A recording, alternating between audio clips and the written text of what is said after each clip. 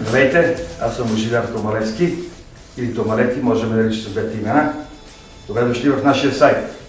Тук съм, за да ви запозная с нашата инициатива. Има ли институция в България, която да защитава интересите на българите в чужбина? Има ли партия в България, която да защитава техните интереси? Има ли изчерпателен закон за българите, живеещи зад граница? Равнопоставен ли е вотът в България и в чужбина? Равни ли са възможностите при гласуването в България и в чужбина?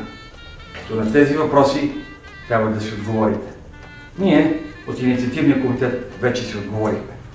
Именно за това предприехме тази инициатива за създаването на политическа партия Другата България. Другата България ще бъде учредена през първата половина на месец март. Всеки от вас, който се чувства съпричастен, било той в чужбина, било в България, е добре дошъл. Отворени сме към всички, отворени сме към вашите идеи, дайте вашите идеи, ще ги реализираме заедно. Да ви попитам, българите зад граница наброяват 3 милиона и половина. Колко представители в парламента имат те? Нито един. ДПС е във властта вече 19 години. Не наброява повече от 300 хиляди. Колко представители имат в парламента? 35. Или повече. Или ще станат повече. Какво правим? Ето на този въпрос трябва да се отговорим, да се обединим и да създадем политическа формация. Това е начин. Бяха създадени много сдружения, фондации, асоциации, но техните решения нямат никакъв задължителен характер за никого от българското правителство. Ето защо трябва да решим въпроса сами ние. Политическа партия Другата България. Много хора си задават въпроса защо. Ние казваме защо пък не.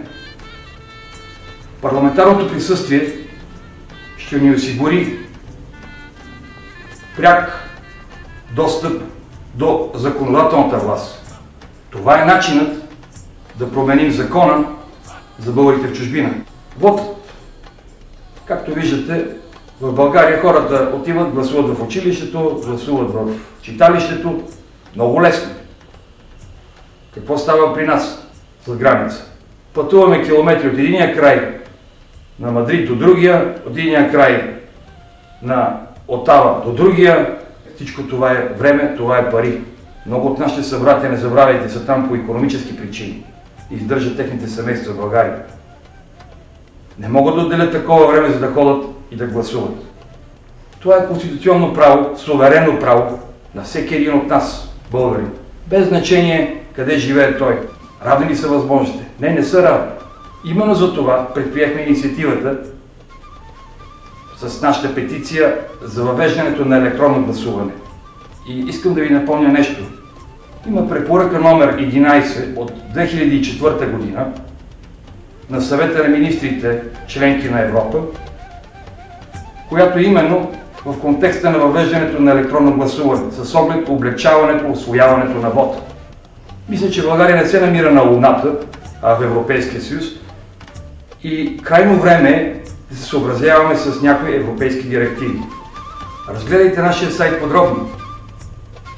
Влезте в организационната структура. Тези от вас, които искат да бъдат по-активни, могат да учредят клубове, протоколите от които да изпратят на info@drugatabulgaria.bg, както е нашия слоган от вас за вас. Включете се в тази инициатива, защото тя е наша. Участвайте в нашите форуми. Регистрирайте се във форума. Споделете идеята с ваши приятели. Нека и те да се регистрират във форума.